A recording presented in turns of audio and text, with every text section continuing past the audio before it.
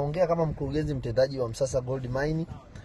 Mimi kama mkurugenzi wa Msasa Gold Mine, baada ya ule uchimbaji kuanza kama rashi, nilitenga eneo langu la uchimbaji wa kuchimba peke yangu, nikalizungushia fence, nikaanza na kuchimba na maduara ya kwangu kama mimi. Tena nilipewa maelekezo baada ya kutenga eneo langu la kuchimba, nilipewa maelekezo na serikali kupitia kamati ya ulinzi na usalama wa wilaya. DC akasema kama unataka kuchimba peke yako zungushia fence, nikazungushia fence ili nichimbe peke yangu, nikae kama na maduara yangu. Lakini mimi ni mchimbaji na wachimbaji wenzangu wakaja wakaomba sehemu ya kuchimba. Nikawaambia bana, kama wanachama wa duara sasa, tukakubaliana duara ni ya kwangu na nimeanzisha mimi. Wewe utakuwa, sababu nimelipia gharama zangu, wewe utakuwa na 50% endeleza duara na mimi nitakuwa na 50%.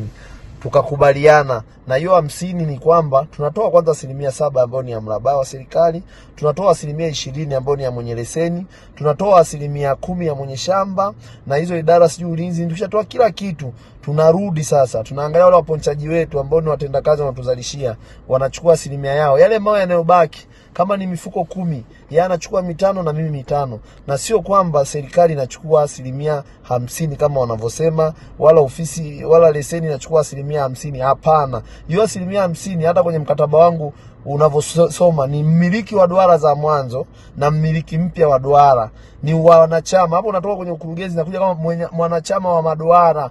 Yaani ni sawa na kwenye duara zingine hizo za nje. Kuna mtu alilipia shapo ana hisa 10, wale waponchaji labda wako 6 wana hisa 1.